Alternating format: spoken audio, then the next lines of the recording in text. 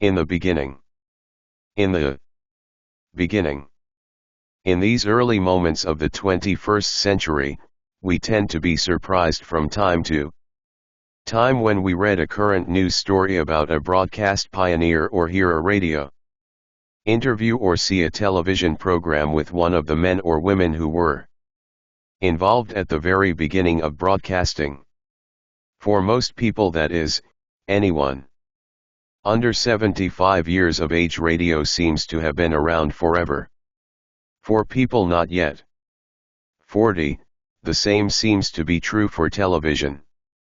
Many of us are sometimes startled to learn that the not too old-looking gray-headed person we have seen in a TV interview or met in person is a television pioneer. But when we consider that the first radio station in the United States was licensed by the federal government in 1921 and full commercial television operation was authorized in 1941, we realize that broadcasting is, indeed, a 20th century phenomenon. Like all new inventions, however, neither radio nor television blossomed full grown out of the ether. As many inventors have said, they stand on the shoulders of those who preceded them. Each new discovery is based, either directly or indirectly, on previous work in a similar area of endeavor. Samuel F. B. Morse's wire telegraph in 1835 led to Alexander Graham Bell's wire telephone in 1875, which, in turn, set the stage for Guglielmo Marconi's wireless, or radio, telegraph in 1895. The next logical step was a wireless telephone. No one knows for certain when the first human voice was communicated over the airwaves, but the predecessor of modern radio is frequently attributed to Reginald A. Fessenden's work in 1906, with an acknowledgement to Nathan B. Stubblefield's experimental transmissions as early as 1892. Finally, it took Lee De Forest's 1906 invention of the Audion, a tube that could amplify the signal for distance broadcasting purposes, to make possible the development of radio as we know it today. De Forest is generally considered the father of American radio. But even De Forest didn't do it alone. His successes were dependent on the earlier work of the American inventor Thomas Alva Edison and the English engineer Sir John A. Fleming, and on the efforts of dozens of other scientists such as James Clerk Maxwell and Heinrich Hertz before them. The groundwork for radio and television was laid in the 19th century. Genesis 2. 1920. Copyright 2010 Elsevier Incorporated. All rights reserved. DOI 10.1016/B978-0-240-81236-6.00001-9. 1. In the beginning. Wix. In the beginning. Claude Chappe develops the I semaphore. L**E. Samuel F. B. Morse invents the electromagnetic telegraph. Philip Reese experiments with magnetism to generate sound emissions. First telegraph circuit established between Baltimore and Washington.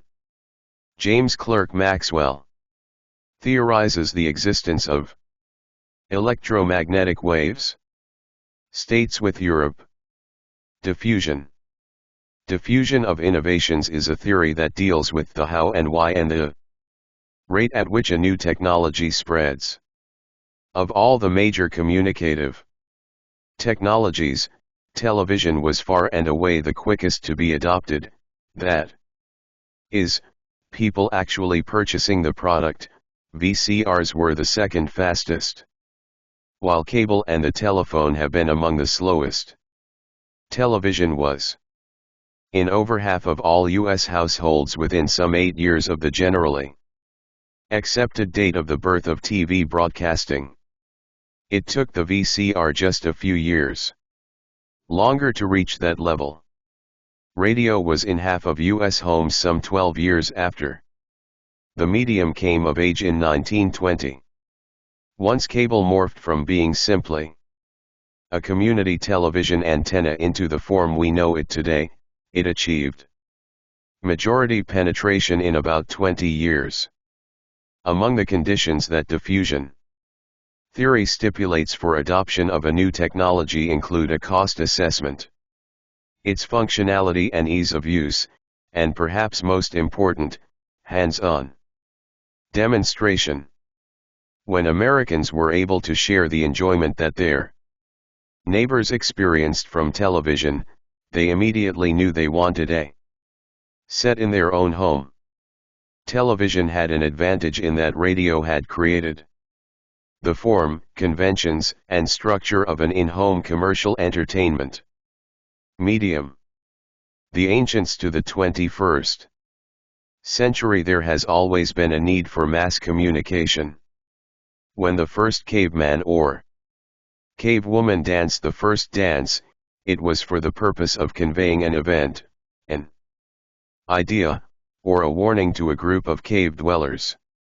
Cave drawings, many of which are considered artistic, did not have art for art's sake as a purpose, they were meant to tell something to others.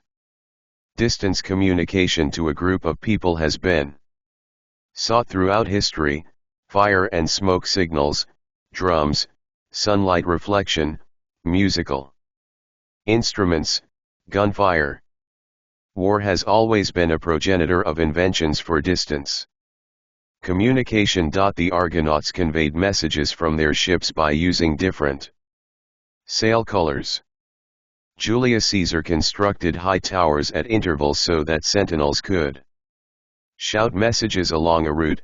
Some historians estimate that a communication passed along by this means could progress 150 miles in only a few hours. The ancient Greeks developed a system of using flags to signal between ships. In medieval times, when gunpowder became a key ingredient of warfare, the number and frequency of cannon fire were translated into signals. When a town came under attack, the populace was warned through the ringing of bells. Trumpets were used as signals into the 20th century. The heliograph was used extensively for centuries, reflecting sunlight off a mirrored surface as far as 7 miles. 2. Genesis to 1920. Mahlon Loomis, Paul Nipkow, I. Rudolf Hertz, Guglielmo Marconi.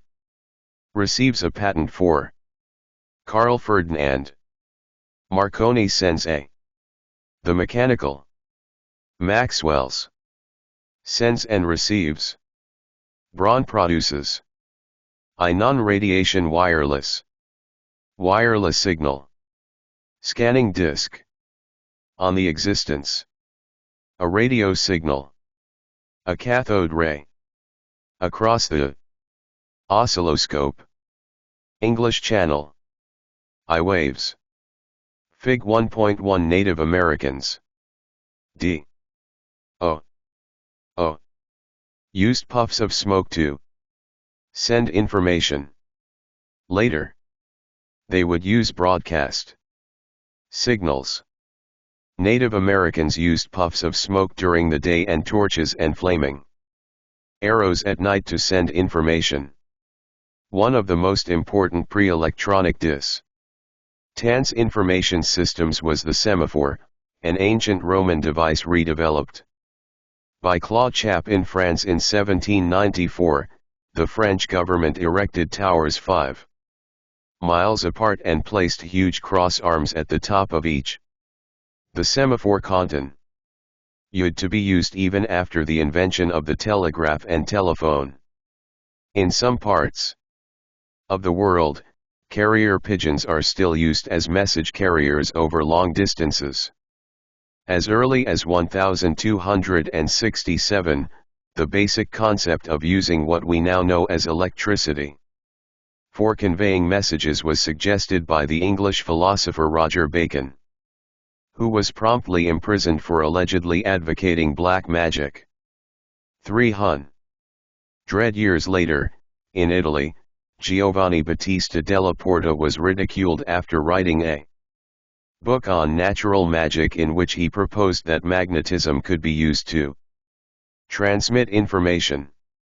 It wasn't until the late 18th century that the notion of electricity as a useful tool was accepted, due to such inventions as the Leyden jar and to Benjamin Franklin's experiments with lightning. The late 18th and early 19th century rise saw seminal discoveries in the nature of electricity by physicists all over the world, including Michael Faraday in England, André Ampère in France, George Ohm in Germany, and Count Alessandro Volta in Italy. The last three names are immortalized as standard terms for electrical functions today. Samuel F. B. Morse's invention of the electromagnetic telegraph in 1835 opened the door to the distance communications of today. It took 6 years of struggle and rejection, however, before a grant from Congress in 1841 to run a telegraph line between Washington, D.C. and Baltimore established the acceptance of the telegraph. Its success in conveying the results of the Democratic National Convention in 1844. 3. In the beginning. Me W. In the beginning. The United States opens. Movie peep shows become viewing rooms. The door to China. William McKinley retains first Nobel Prizes. President McKinley assassinated. The presidency are awarded. Theodore Roosevelt succeeds him. N.O. In the beginning. The word television. Reginald Fessenden is first used, in. Uses a spark generator. France. To send human voice. Enabled Morse to raise enough private funds to extend the telegraph to Philadelphia and New York, and within a few years telegraph systems had been constructed in other parts of the country. In 1861 Western Union built the first transcontinental telegraph line. During this same period, in 1842, Morse proved that distant signals could be sent underwater as well, and in 1866, after a number of unsuccessful tries, Cyrus W. Field established a transatlantic underwater cable between Europe and the United States, linked in Newfoundland. The importance of these new techniques for distance communication was reflected in the U.S. government's assumption of regulatory powers. The Post Roads Act of 1866 authorized the Postmaster General to fix rates annually for telegrams sent by the government.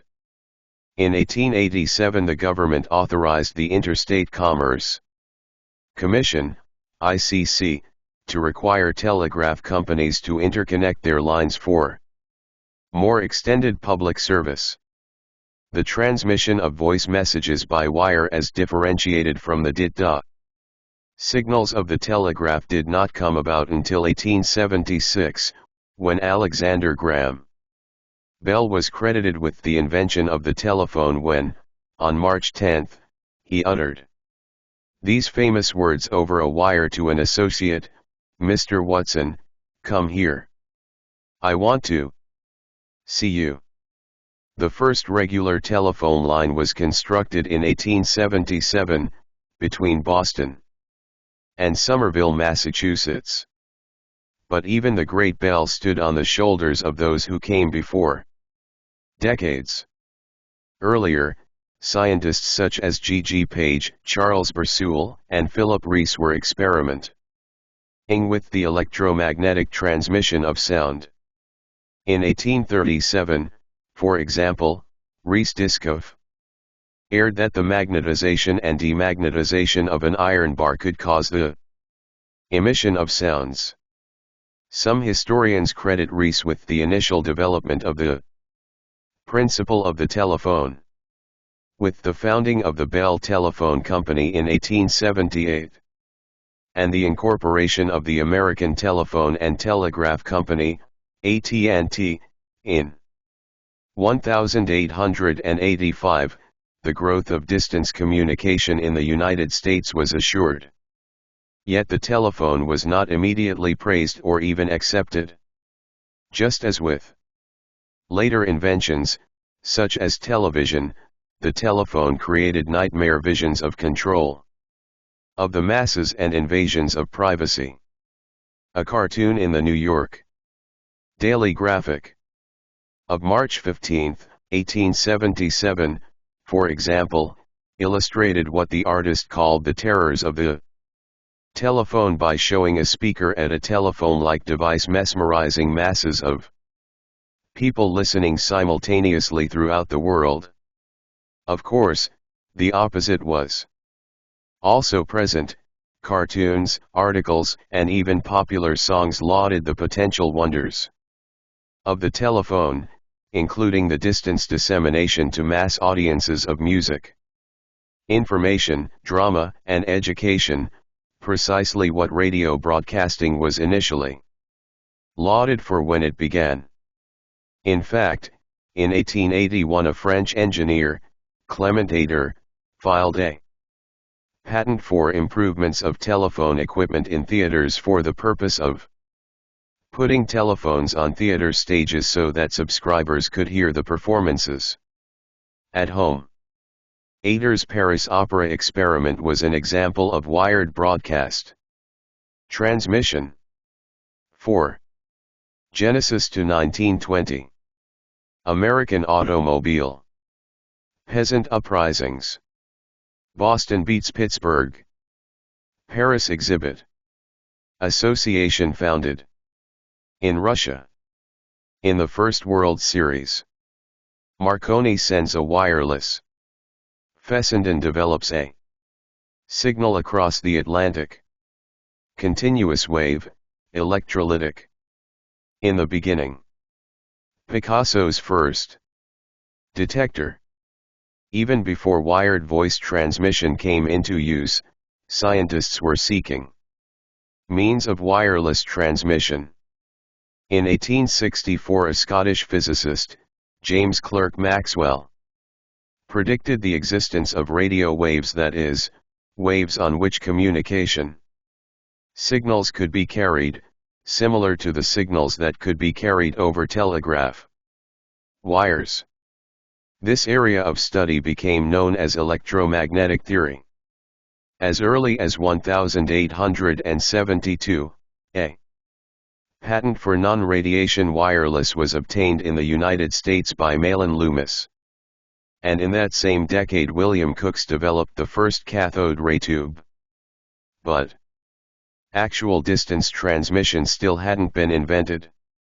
In 1887 theory turned into reality when a German physicist, Heinrich Rudolf Hertz, projected rapid variations of electric current into space in the form of radio waves, similar to those of light and heat.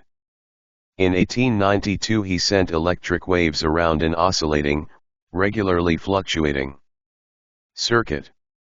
So important were Hertz's contributions that his name has been adopted as Fig. 1.2 James Clerk. The measure of all radio frequencies. Maxwell theorized that, although oral transmission was still being perfected, even back in the 1880s, existence of scientists were experimenting with visual transmission potentials that 40 years later, electromagnetic waves, would turn into television. In 1880 a Frenchman, Maurice Lablance, developed the Courtesy David Sarnoff.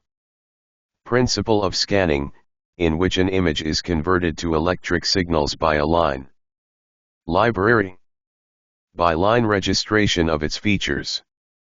This principle would become the basis for video technology. A German scientist, Paul Nipkow, implemented this principle in 1884 by designing the first mechanical scanning disc. Before the end of the century, in 1897, the German physicist Carl Ferdinand Braun produced a cathode ray oscilloscope that could visually observe electric signals but that would take a backseat to radio. It is the Italian inventor Guglielmo Marconi who is credited with the first successful demonstration of the wireless, or radio, telegraph. In 1895 he sent and received a radio signal, and in 1899 showed that it could be done at a distance, across the English Channel. Later that year Marconi came to the United States to report the America's Cup yacht race by wireless for the New York Herald, while in the States. He formed the American Marconi Telegraph Company, which would later prove to be a key power in the establishment of radio stations. That same year, 1899, the U.S. Navy tried out wireless communication.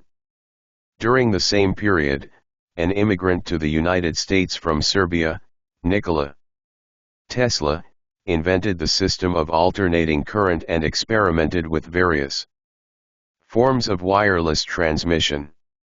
One of the world's greatest inventors in the last of the 19th century and in the early 20th century, he has been largely neglected by historians. In fact, Marconi received the Nobel Prize for an invention that appeared to be adapted directly from a prior Tesla invention. Eventually, in 1943, Tesla was legally recognized as the inventor of radio transmission, his early patents given precedence over Marconi's. 5. In the beginning, Russians massacre Jews, Bulgarians massacre the Wright brothers. Department of Commerce. Roosevelt elected to full. Muslims, Turks massacre Bulgarians. First flight. And labor established. Term as president. In the beginning, Sir John A. Fleming invents the diode tube. Radio broadcasting, however, was still some years off. As noted earlier, some attribute the first wireless transmission of a human voice to the inventor Nathan B. Stubblefield, who in 1892 spoke the words "Hello, Rainey" to an assistant a distance away in an experiment near the town of Murray, Kentucky. Yet the basis for AM radio is the electron tube, and it is generally assumed that at the time of Stubblefield's experiments it had not yet been invented, and that Stubblefield used both induction and conduction at very low frequencies. Although in 1883 Thomas Alva Edison had observed the emission of electrons from a heated surface, such as a tube's cathode. The discovery of the electron is credited to the British researcher Sir J. J. Thomson for a series of experiments he conducted in the 1890s. Nevertheless, further steps, specifically an electron tube and amplification, were necessary before the electron could be used for broadcasting. Sir John A. Fleming and Lee De Forest took those steps some years later. De Forest, noted earlier as the father of American radio, presaged the future as the 19th century came to an end. In 1899, in his doctoral dissertation at Yale University, De Forest wrote on the spread of the radio waves discovered in the preceding decade by Heinrich Hertz. It took yet another decade to enter the broadcast century. Fig 1.3 Guglielmo Marconi was the first to successfully demonstrate the wireless telegraph, courtesy RCA. 6. Genesis to 1920. St. Louis World's Fair. Lynching of Negroes in the United States increases. Japan attacks Russia. First U.S. film. Potemkin mutiny as Tsar. San Francisco. Theater opens. Massacres protesters. Earthquake. M. The first decade, 1900 to 1909. The wireless arrives. The first decade of the 20th century saw a rapid advancement in the inventions, busy ness organization, university experiments, and citizen interest required to make radio a reality. Several names Fessenden, De Forest, Fleming, and Marconi were principally responsible for the development of broadcast radio before the end of the decade. At the same time that a Canadian, Reginald A. Fessenden, who was later to be credited with the first true radio broadcast, was working for the U.S. Weather Bureau to experiment with disseminating weather information by wireless. Marconi was setting up an experiment that would earn worldwide headlines and become a significant spur to further radio development.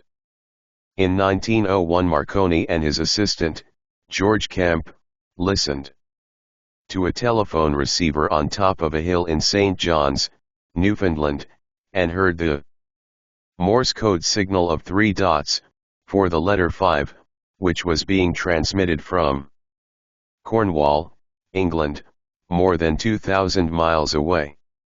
That same year the U.S. Navy, influenced by Marconi's previous successes, replaced its visual signaling and homing pigeons with the wireless telegraph. Other U.S. government agencies, including the Army and the Department of Agriculture, conducted experimental operations with wireless. In the beginning, Lee De Forest creates the Audion tube. In the beginning, Pure Food and Drug Act enacted. United Press News Agency formed. Captain Alfred Dreyfus exonerated. N&I. In the beginning, German professor Alfred Korn sends first pictures by telegraph. Crystal detector for radio circuits is developed. Fessenden sends voice and music over the wireless.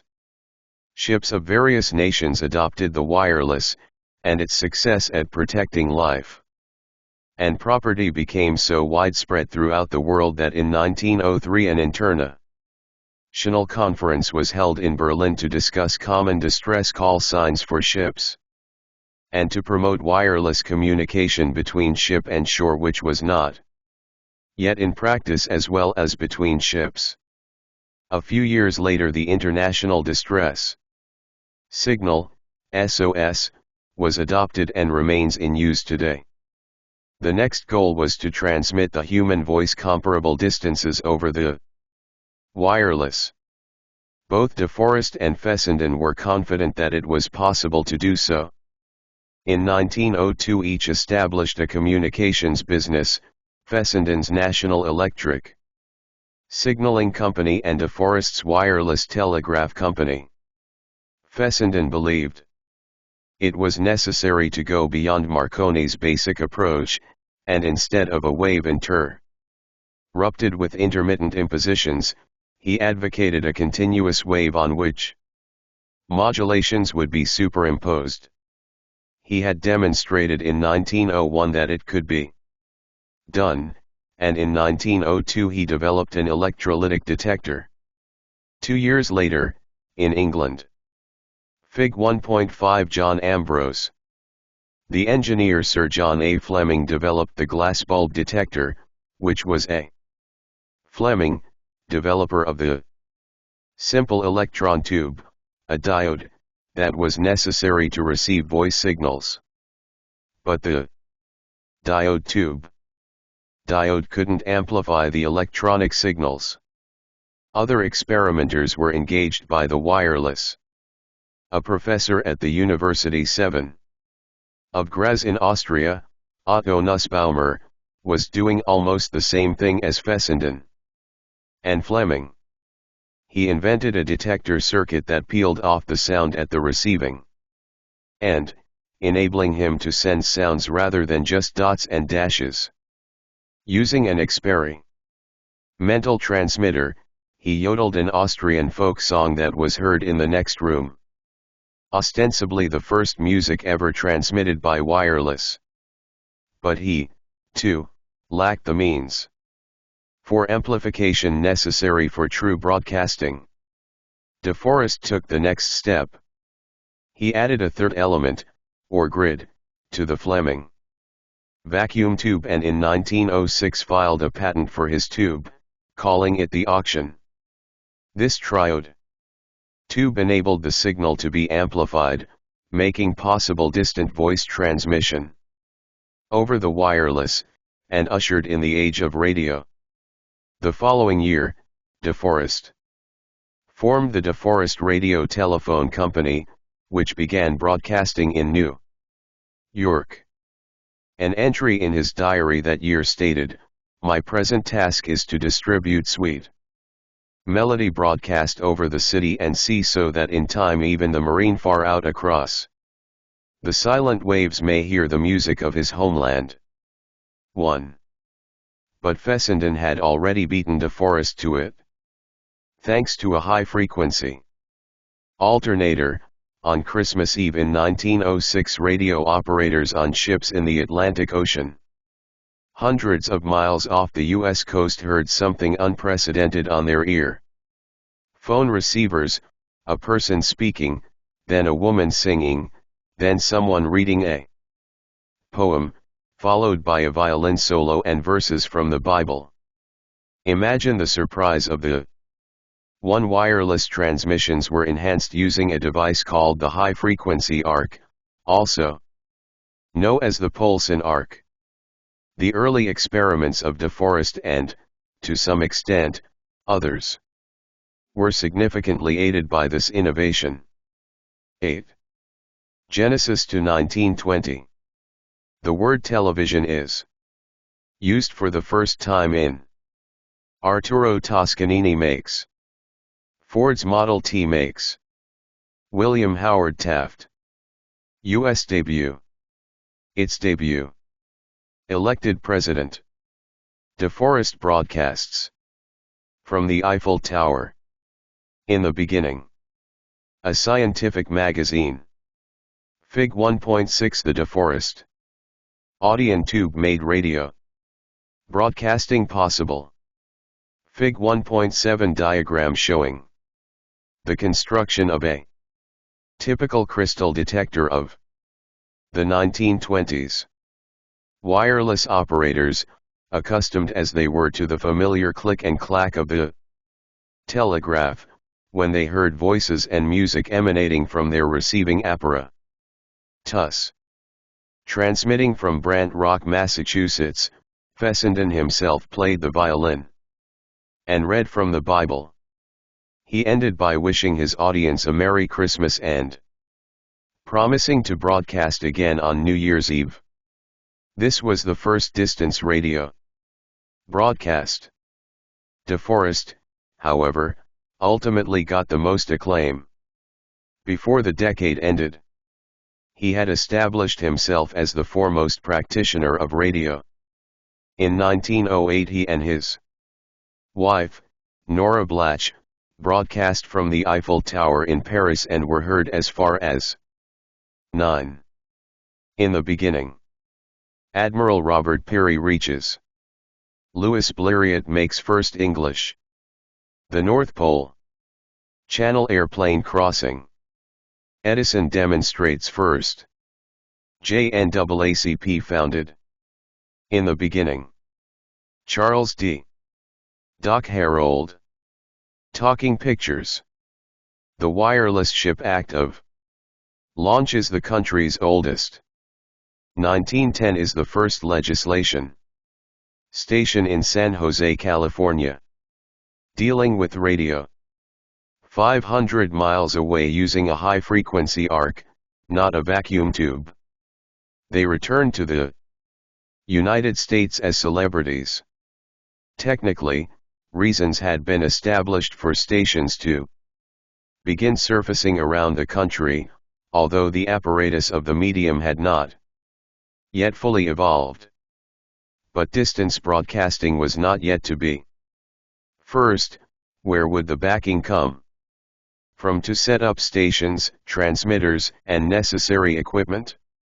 It would be more than a dozen years before the concept of advertising would establish the economic base for broadcasting. Second, what would be the purpose of a radio station except for experimental purposes? Who would listen? The general public had no receivers, although there was growing interest by citizens who began to seek transmissions from the experimental stations through homemade crystal detectors that had been developed in 1906. Three entities were most interested in radio: the pioneers, who wanted to see their inventions reach their ultimate potentials, physics, engineering, and other science departments in colleges and universities, which added the study of this new electronic phenomenon to their courses, and the maritime service, through which radio received its greatest boost in the early years of the next decade.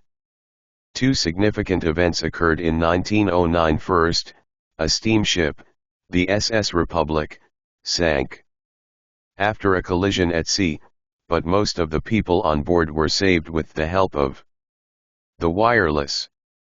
Second, Charles D. Doc Herold, an engineer who had been involved in some of the early experiments with radio transmission, and his wife, Sybil, began broadcasting over a transmitter he had built in San Jose, California. Although some historians say that Herold's station, ultimately called KQW, is the country's oldest, it did not broadcast to the general public on a regular schedule.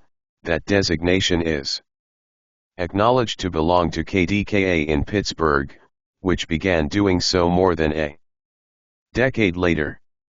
The second decade, 1910 to 1919, toured the radio music box. Few new inventions have taken as much time as radio to become exploited or made available to the general public. Despite the fact that by 1910 the technical development of radio was nearly advanced enough to warrant the establishment of stations nationwide, it didn't happen then. For one thing, the medium still lacked a fully developed vacuum tube. For another, many people continued to think of radio primarily for point-to-point information exchange, and general understanding of its value. For broader purposes took a little more time. Perhaps the continuing preparation during this decade guaranteed radio's immediate success when regular broadcasting finally began in 1920. Throughout the decade, innovative applications of wireless voice distance transmission added more and more proof of radio's potential. 10. Genesis to 1920. Carnegie Endowment for Amundsen reaches. Marie Curie wins. International peace formed. South Pole. Nobel Prize. Radio amateurs build receivers. Titanic sinking demonstrates. In the beginning. Importance of the wireless as hundreds are saved when distress signals are received by area ships. It was De Forest who began the decade with the most dramatic demonstration. Building on Clement Ader's attempt at the Paris Opera almost 30 years before, De Forest hung a microphone over the stage of New York's Metropolitan Opera House. Set up his arc transmitter backstage, and strung an antenna on the roof, using a long fishing pole as a mast. Because few individual members of the public had radio sets, DeForest put receivers in several public locations in New York. Although, as the Fig 1.8 radio pioneer, Lee DeForest sends a message over his wireless apparatus, a radio telephone, courtesy Smithsonian Institution. 11. In the beginning, Woodrow Wilson elected. Lenin and Stalin join. Niels Bohr propounds. President. Forces. Atomic theory. In the beginning. Inspired in part by the dramatic Sybil Herrold becomes role of the wireless during the first female DJ. Titanic disaster, Congress enacts the Radio Act of 1912.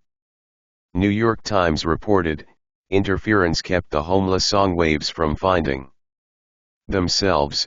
The experiment was considered successful.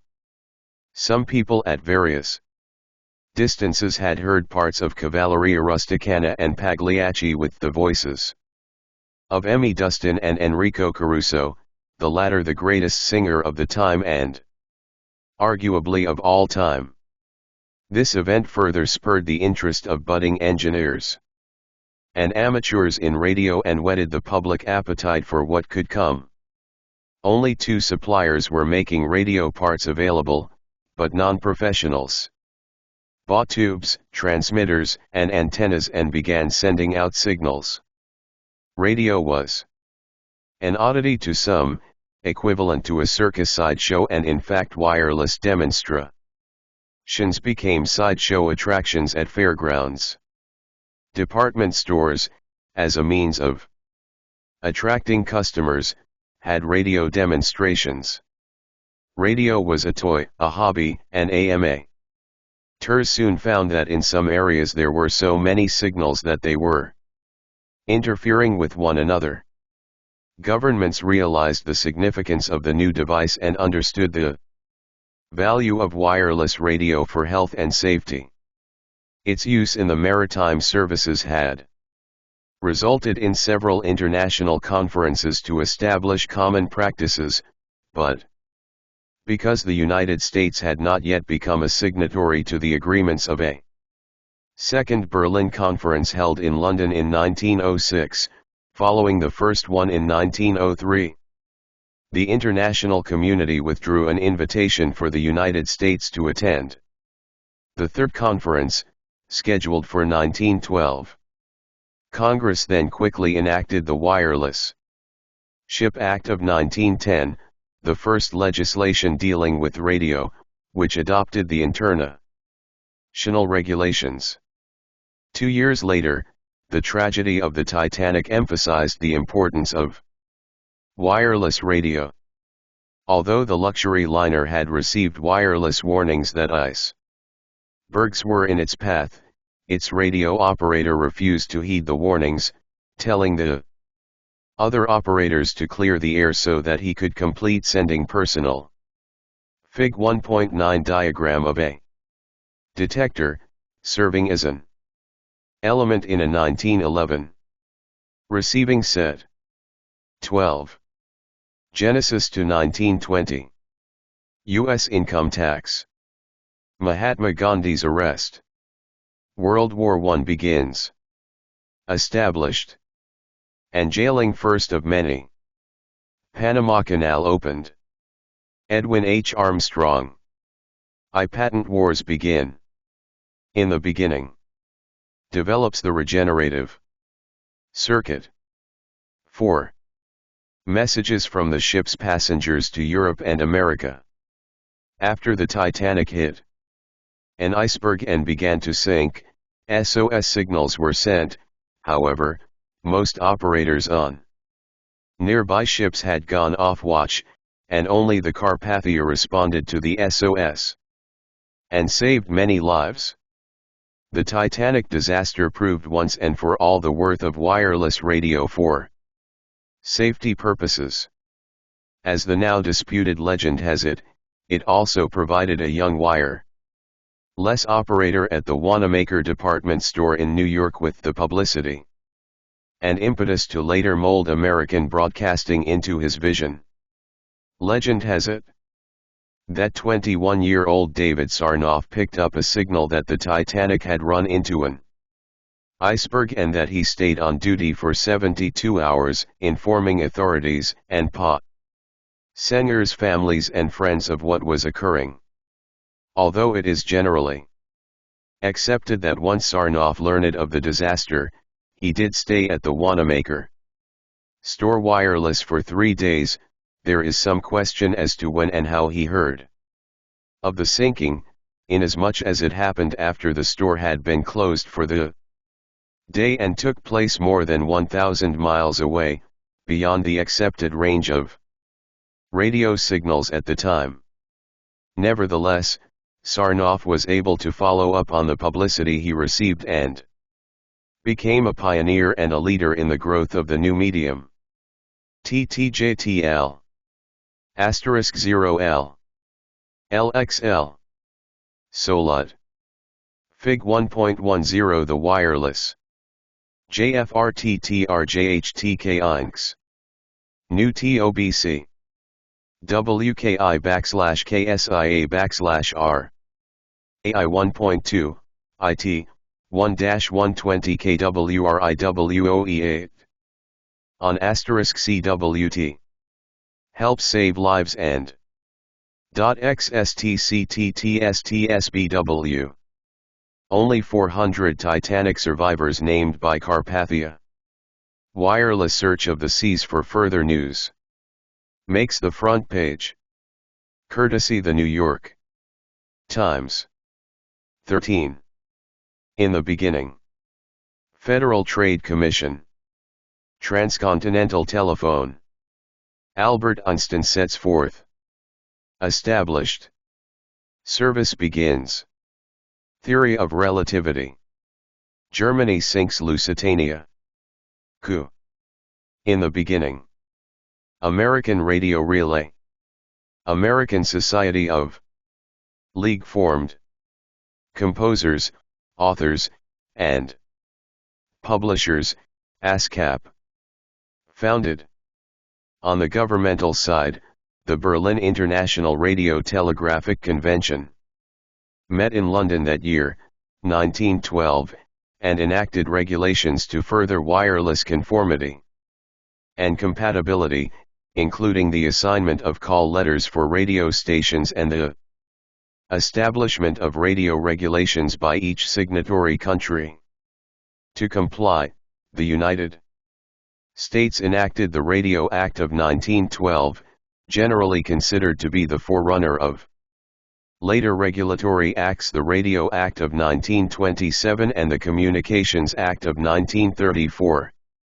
Many consider it to be the first law in this country, the 1910 Wireless Ship Act. Notwithstanding to regulate radio communications, the Radio Act of 1912 dealt with the character of emissions and the transmission of distress calls, set aside certain frequencies for government use, and established licensing of wireless stations and operators, placing implementation under the Secretary of Commerce and Labor. The Act stated, in part, that a person, company, or corporation within the jurisdiction of the United States shall not use or operate any apparatus for radio communication, except under and in accordance with a license granted by the Secretary of Commerce and Labor, that every such license shall be in such form as the Secretary shall determine and shall contain restrictions, that every such license shall be issued only to citizens of the United States, shall specify the ownership and location of the station, to enable its range to be estimated, shall state the purpose of the station, shall state the wavelength authorized for use by the Station for the prevention of interference and the hours for which the station is licensed to work. The science and business of radio developed simultaneously. In 1913 a young radio amateur, Edwin H. Armstrong, developed a feedback, or regenerative circuit that greatly increased amplification. He patented the circuit the following year. Years later, Armstrong would become better known as the inventor of frequency modulation, or FM, radio. At the same time, the infamous radio patent wars were beginning. In 1913 AT&T, seeking to establish a wireless monopoly, began to buy up some of De Forest's patents. In 1914 the Marconi Wireless Telegraph Company sued the De Forest Radio Telephone Company over rights to the audion tube. Elements of the device incorporating discoveries by Edison, Fleming, and De Forest were partly owned by both companies. A court decision in 1916 left neither of the then principal litigants, Marconi and AT&T, in control of the audion. Even the new Armstrong regenerative circuit patent was challenged by De Forest. Patent litigation served to tie up the development of radio for years. Engineering achievements, however, moved on. In 1915 AT&T transmitted the human voice across the continent for the first time, using repeater stations between New York and San Francisco, generating sound waves through small equipment at 14. Genesis to 1920. Italy declares war on Germany. FFCJ. Theatre Guild, Neighborhood Playhouse, and Provincetown Players established. ASCAP Music Licensing Service is formed. Voices broadcast across the Atlantic. In the beginning, a powerful wireless alternator is designed by Ernest F.W. Alex Anderson. Each repeater site. That same year speech was sent across the ocean from Arlington, Virginia, to the Eiffel Tower in Paris. De Forest demonstrated radio at the San Francisco World's Fair, receiving broadcasts from Doc Harold's station in San Jose, albeit a short distance in communication today but impressive at the time.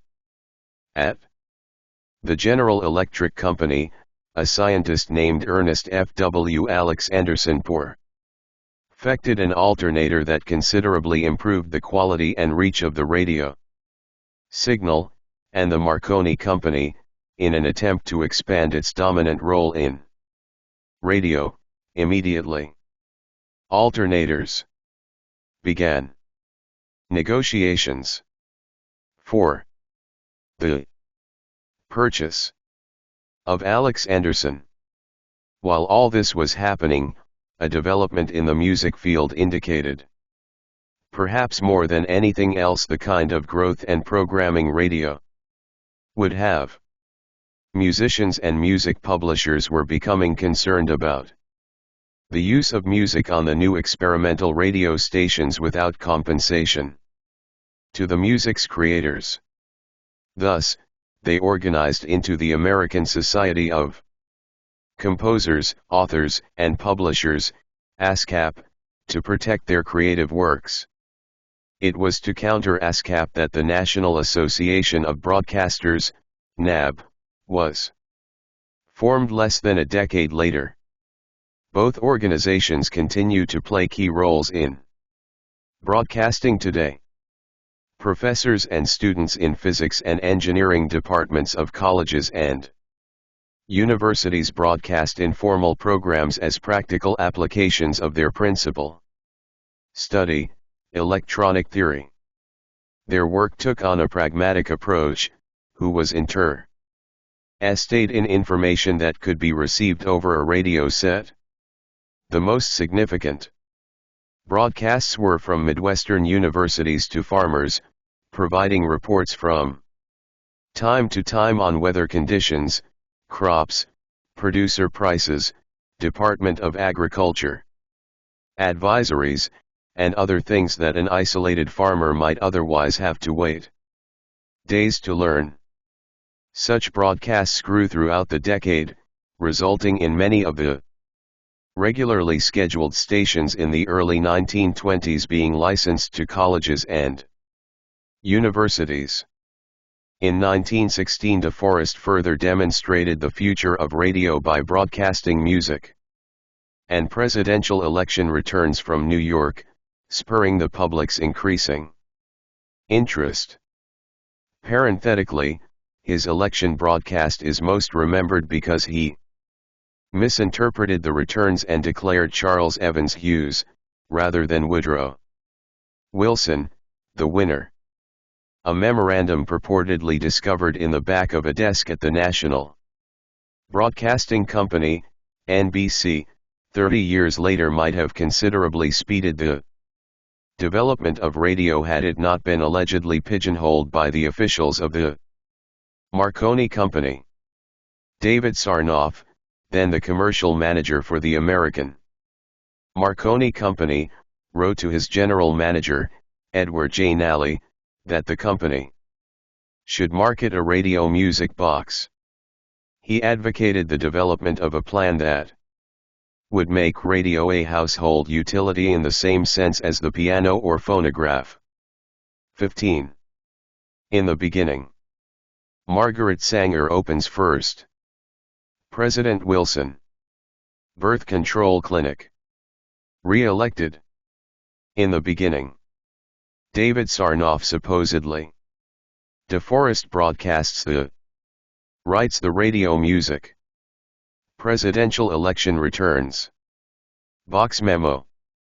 The memorandum is a most accurate prognostication of what could have happened, and did happen, to radio. Some cynics have wondered why the memo remained unknown for so many years, even during Sarnoff's reign over the Radio Corporation of America, RCA, and NBC, before it was discovered. Point 2. David Sarnoff. Sarnoff's radio music box memo, sent to the management of the American Chairman of the Board Marconi Company in 1916.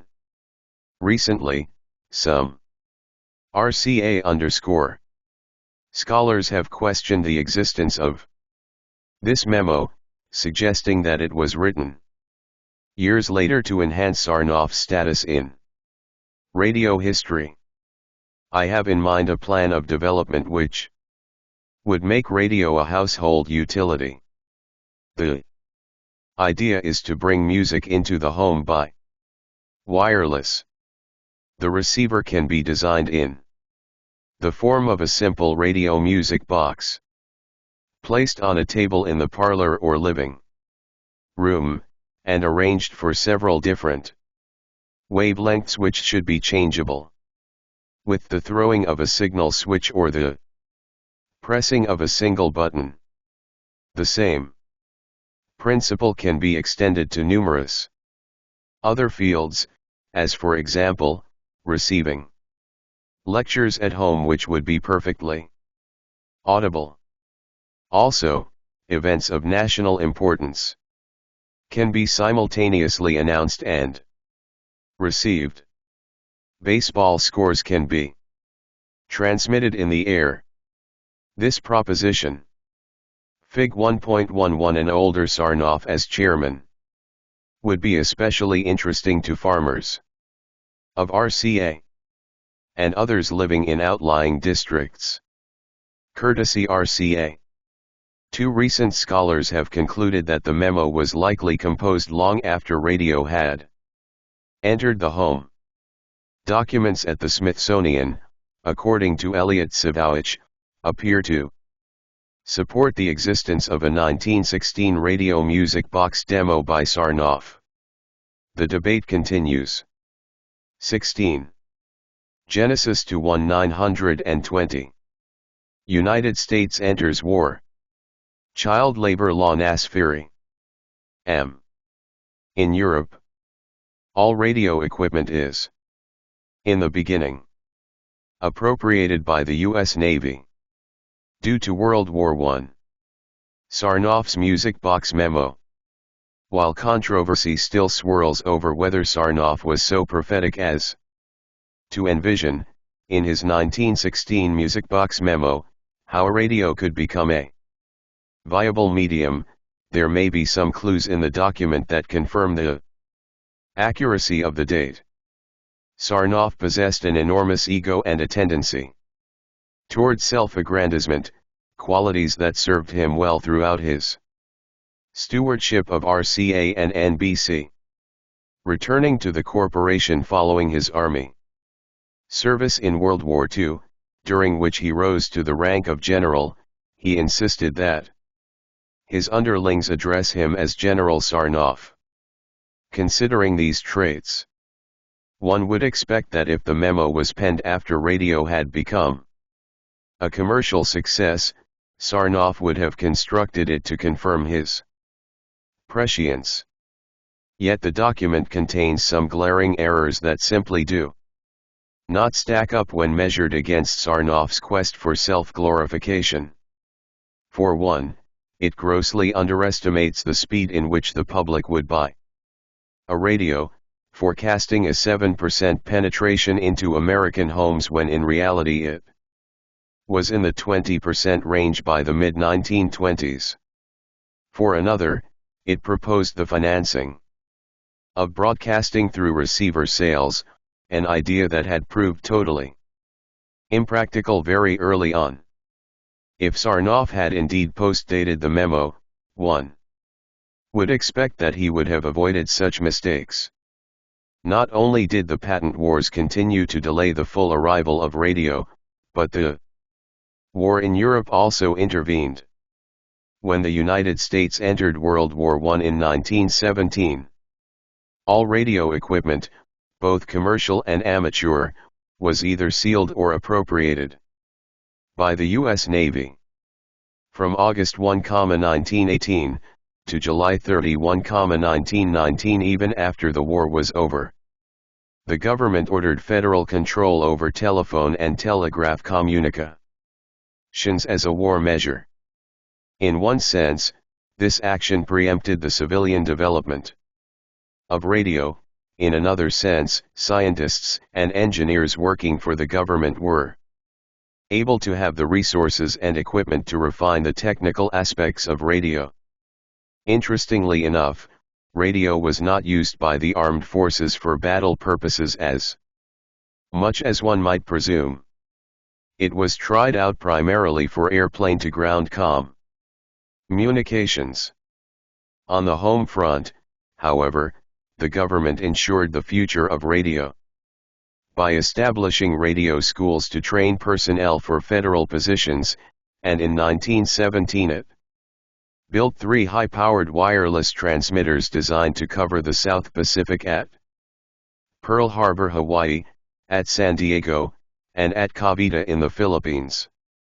Another war occurrence resulted in a further significant step forward for radio. In 1918, the cutting of transatlantic cables by the German enemy limited messages between the United States and Europe. Utilizing the Alex Anderson alternator to generate unprecedented high power, the United States was able to communicate with the American Expeditionary Forces and their allies through wireless telegraphy. The Alex Anderson alternator helped President Wilson use radio to speed the peace process by enabling him to send, by Morse code directly from New Jersey to Europe, his famous 14 points. 17. In the beginning. World War I ends. World flu epidemic. Daylight savings. Mussolini founds fascist. Eventually kills 22 million. Time instituted. Organization in Italy. Mu. In the beginning. Armstrong invents The superheterodyne radio system. After federal control expired in July 1919, private activity in radio resumed more strongly than ever. Although the Navy attempted to retain permanent control over all radio use in the United States, Congress prevented it from doing so. Literally thousands of licenses were issued by the Secretary of Commerce for amateur and experimental radio stations. The same names continued their leadership in the field, although it was clear that DeForest was being squeezed out by the Marconi Company and AT&T. Patent struggles and inventions continued apace. In 1918, Edwin Armstrong invented one of the most important wireless technological advancements, the superheterodyne system, and the British Marconi Company renewed its negotiations with General Electric, GE, to buy the Alex Anderson alternator. This set the stage for the emergence, at the end of the decade, of media giants that for years to come would do battle to dominate radio. The Department of the Navy and many members of Congress were concerned about the possible sale of the Alex Anderson alternator, fearing that a foreign organization might then gain considerable control over U.S. communications facilities. At the government's urging, General Electric, GE, arranged through its chief attorney, Owen D. Young, to give British Marconi the rights to use the Alex Anderson alternator in Fig 1.12. This became RCA's world-famous trademark, his master's voice. Courtesy RCA. 18. General Electric acquires. RCA is formed by Vladimir Zworykin. The assets of the General Electric. Conducts television. American Marconi. Experiments at the company. Westinghouse Company. In the beginning. Genesis to 1920. Britain in exchange for GE's purchase of the American Marconi Company, thereby expanding GE's communication power, including ownership of a number of maritime and international stations. GE, however, was interested in manufacturing equipment, not operating stations, and it formed RCA to do the latter. GE officers Owen D. Young, Edward J. Nally, and yes David Sarnoff became, respectively, chairman of the board, president, and commercial manager of RCA.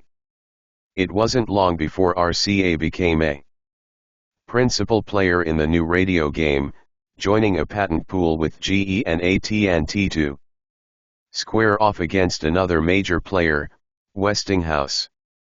By the end of the 1910 decade, there were some 20,000 or more amateur radio participants.